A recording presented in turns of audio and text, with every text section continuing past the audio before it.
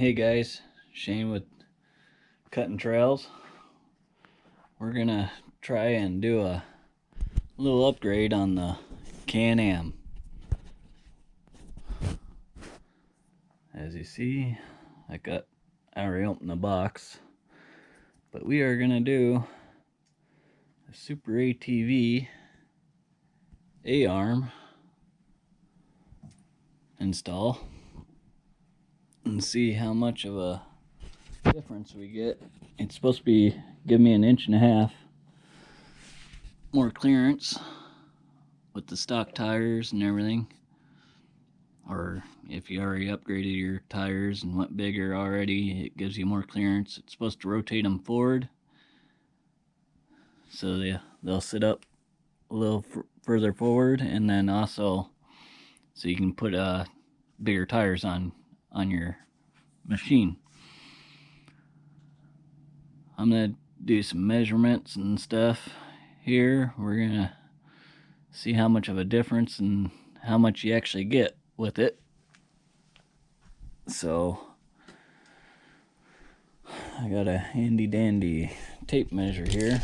I already measured it once, but we'll do it again just for your guys' sake. This jack is not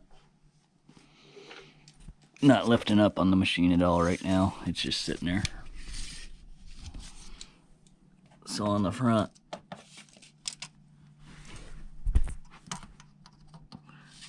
we pretty much have 10 inches of clearance. When I measured the back, it was the same, 10 inches clearance in the back.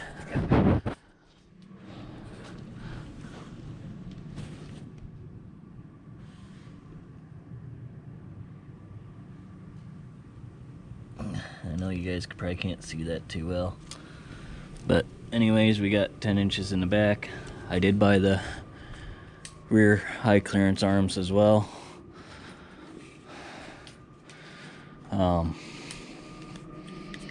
Super ATV does have a thing on YouTube on how to install it, or you can go to superatv.com, click on the item and install it.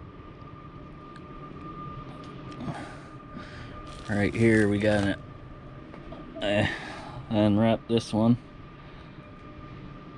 It's a Super ATV left upper, so it's fairly simple to install from what I can tell. As I'm doing the install, if I run into something that I think you guys should know, I'll let you know. They're definitely thicker. They say they're supposed to be stronger than the factory. We're gonna find out. This is on the 2018 Can-Am. That's an upper left. So you got your shock mount right here, your sway bar connection, and then this little hole here will be for your brake line, so it's not flopping around getting caught on everything. This is the lower right shock here, or arm, lower arm on the right side. Left side won't look too much different. I did go ahead and spend the extra money and got the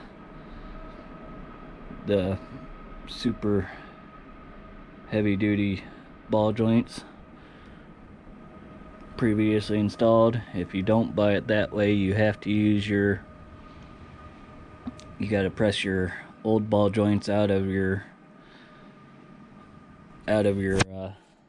arms and install them. I didn't want to do that, just in case I decide I want to throw the stock stuff back on. We're gonna jump into it, guys, and see what we get out of how much lift we actually get out of this. That could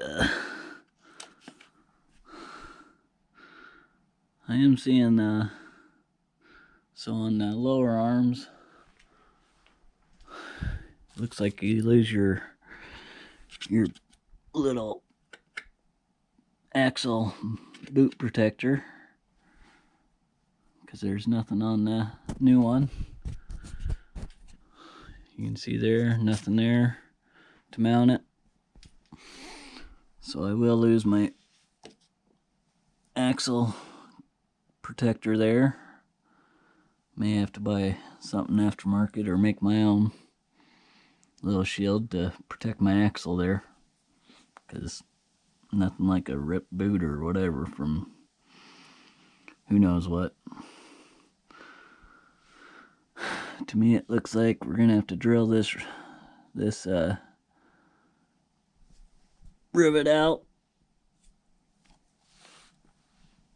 undo our arm bolts, all 4 of them, undo the shock, sway bar, and then your hub assembly. So let's jump into it and see what we got. I am gonna do some measuring because it said it's supposed to move it forward also. So once I get the wheel off, I'm gonna do some measuring from the firewall to the center of the hub and see what we get. And then I'll do the same once I get the new arms mounted on. But alright, I'm gonna do some removing here and get started here. I will like I said, I'll cut in here once I get the tire off and do some more measuring for you guys. There's not a whole lot of information on the internet about this. Like I said, I got the Can-Am Trail. I'd like to my biggest reason for doing this is ground clearance. I seem to bottom out quite a bit with it only being 10 inches. I'd like to, end game, I'd like to be around 14-15 inches of clearance. Much more than that, and I don't think I will need it. These are just the stock tires. I will be upgrading them, but I wanted to install these arms and see how much of a difference they made before I went out and bought tires. I'm either going to go with 28s or 30s probably. I can go bigger if I really want to. They say with this A-Arm kit, I should be able to install 30-inch tires on the front. On the back, with that kit, they say I can go up to 36-inch tires. But being it's 4-wheel drive, we're gonna either stop at 30 or we're gonna go up, get a lift kit of some kind, and go up to a bigger tire. If that's what I need to do, I just gotta get some ground clearance. Alright guys, here we go. Got the wheel off. Yeah. I know there's lots of mud on here still from Mud Mayhem, Mud Fest. Alright, so I'm just gonna go from right above the bar, from that corner. We're looking at 21 inches basically. From there to there. So 21 inches. Let's see if it actually rotates this thing up 1.5 inches like they say. So it should be forward, should be 22.5 once I get the new arms on. Lug nuts are stock or 17-inch socket. Appears that your sway bar, if you haven't already removed it, I know a lot of guys remove the sway bar. They They say you get more articulation, which you would if you remove the sway bar, but if you're doing high speed stuff, the sway bar is actually beneficial because it doesn't allow your shocks to collapse, basically. But your sway bar is going to be 18. Your A-arm bolts are 18s. And then it looks like down here, I think that's a 15 and a 15. And then you'll also have some 15s, it looks like, for your brake caliper. The instructions say you want to remove your axle nut first and your shock, and then your sway bar, and then you want to come back here and do these. Well, actually you want to remove your axle nut, and then your shock bolt, your brake caliper after you remove your shock. And it's handy if you got a bungee cord or a zip tie or something, you can zip tie this brake caliper to the shock. That way it's up out of your way. And then you're going to more than likely knock your lower arm off first, and then you will knock your upper arm off after that. And that's after you knock your ball joints out of your hub. I got the cotter pin out. Easiest way of doing that, guys, is some side cutters. Got the cotter pin out. It's a 30 millimeter for the axle nut. Alright guys, real quick, I wanted to point this out because a little disappointed from Super ATV here. As you notice, they don't give you new bushings. So, I'm assuming I gotta reuse my old bushings. But, while I got you guys here, let's just see.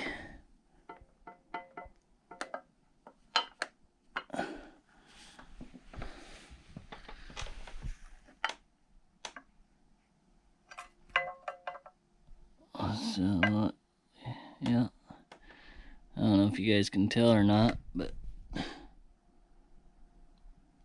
just laying it on there, looks like it does push it forward a little bit, but like I said earlier, I'll measure it and verify it. But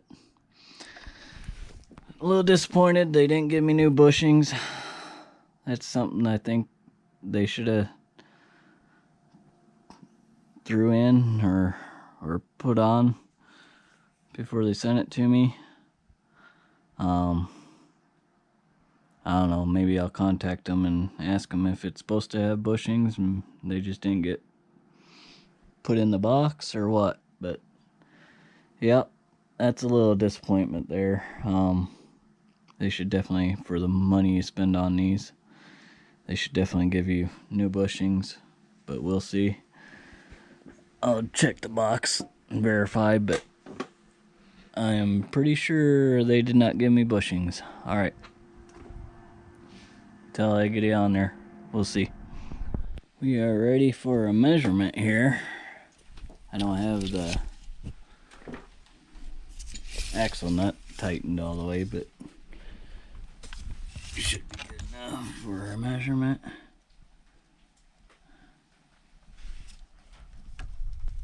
So, look at that. It did extend it. I would say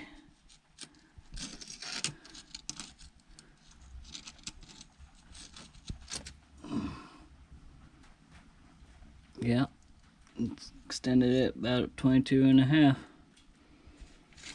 We started out at 21 from factory, so it rotated it forward an inch and a half. We'll see see what we gotta do. See how much lift we get out of it.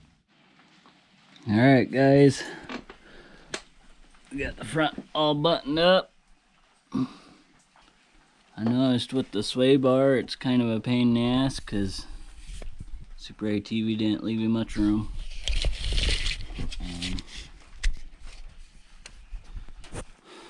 So I dropped her down and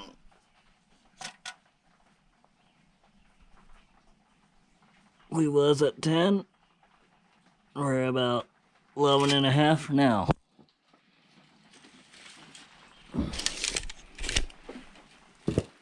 So